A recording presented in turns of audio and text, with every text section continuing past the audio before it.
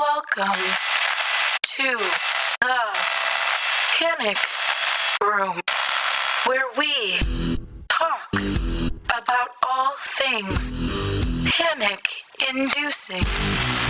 I am the Queen of Panic. Warning, some episodes may contain content that may be disturbing to others. Viewer discretion is advised. Now let the games begin.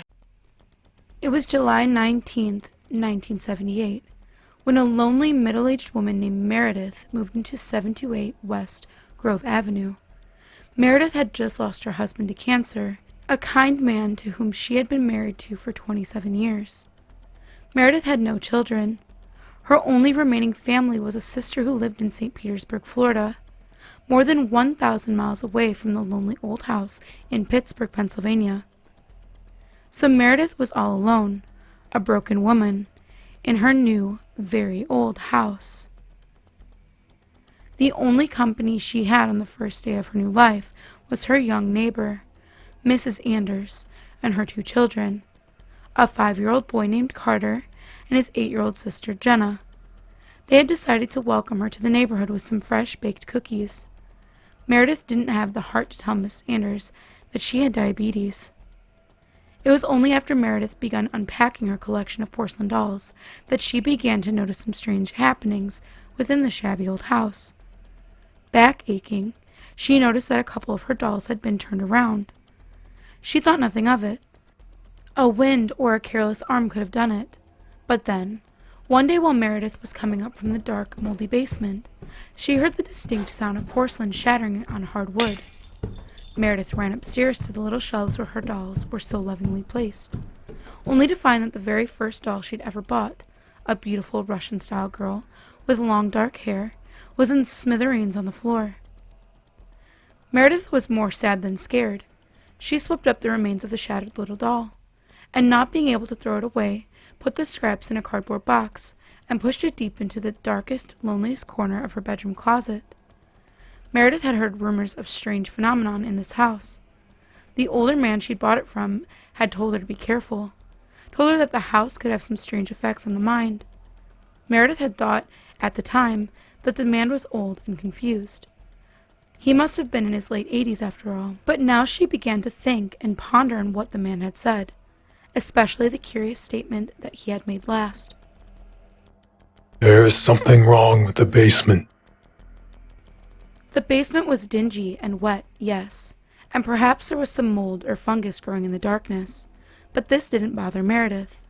That's what basements are like, after all.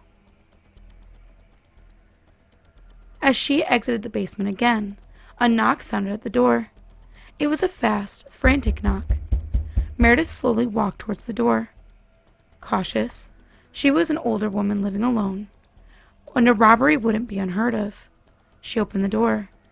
It was Mrs. Anders, her neighbor. She looked panicked, her eyes bloodshot and her hair a mess. "Oh, Meredith," she began, her voice shaking. "Please tell me you've seen Carter today." Meredith thought hard. Her mind wasn't what it used to be. Her memory had started to fade faster lately. "No, I can't say that I have," said Meredith, as she stood racking her brain. A look of disappointment and fear washed over Mrs. Anders. She looked up at Meredith and let out a small gasp. "Meredith, are you feeling all right?" she asked, concern in her voice. To tell the truth, Meredith hadn't been feeling all right. The last few days she hadn't slept much. She was so tired and her joints were screaming. She could feel her bones scraping together with every move she made. "I'm fine, dear," said Meredith. Mrs. Anders left and went to the next house.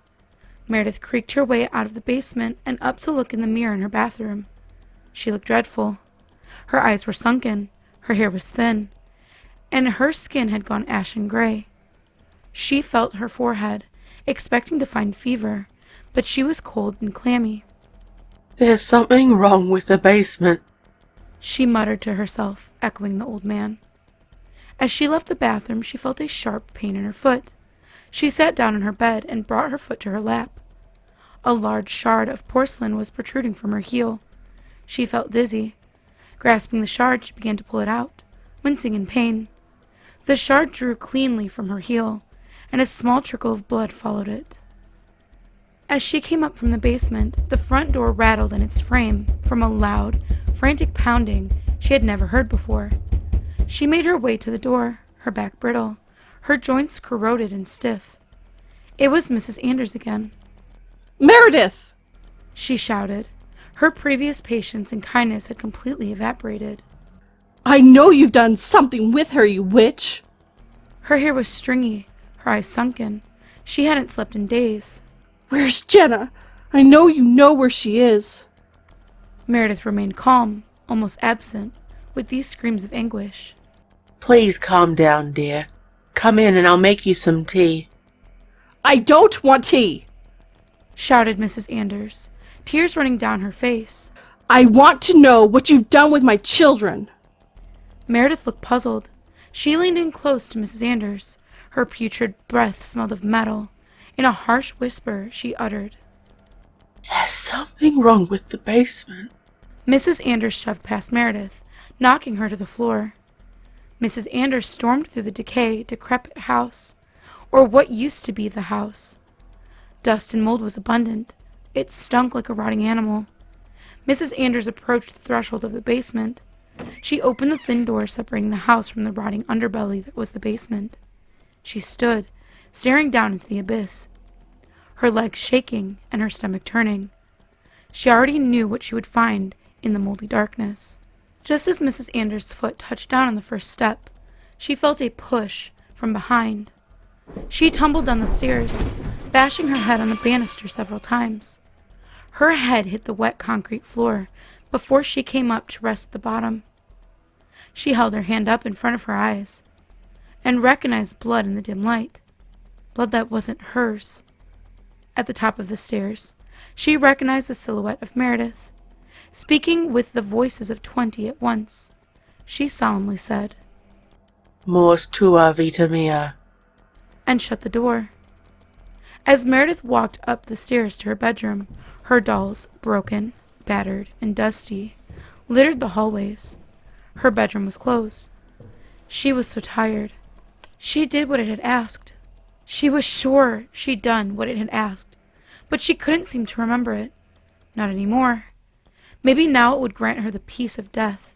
Maybe it would release her husband so they could be together after.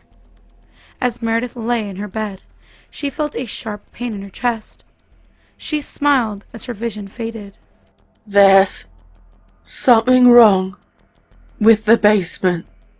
She muttered as she slowly and calmly faded away, her heart beating more erratically until it finally stopped, and she was free. If you have any stories that you would like to see narrated here on the channel, please go into the subreddit and submit them there. The link is in the description. Also, we do have a Discord now. Thank you so much to Creepy Clown Girl for putting it together for us. You can come hang out with me and other narrators and get the party started, get spooky with us. That link is also in the description as well. And last but certainly not least, I wanted to introduce the King of Panic. We have a lot of brand new content coming soon with him in it. He is very talented. He does not have his own channel. He just kind of wants to be a part of this. So if you would like to hear from him once you start and you like his voice, stay tuned here. And as always, thank you for visiting the Panic Room. You have successfully made it to the next portion of your tour. Please stay tuned for your next prompt. Click the like button and subscribe to receive notifications for when the next portion of your tour is ready to join. Thank you for watching. Don't let the panic drown you.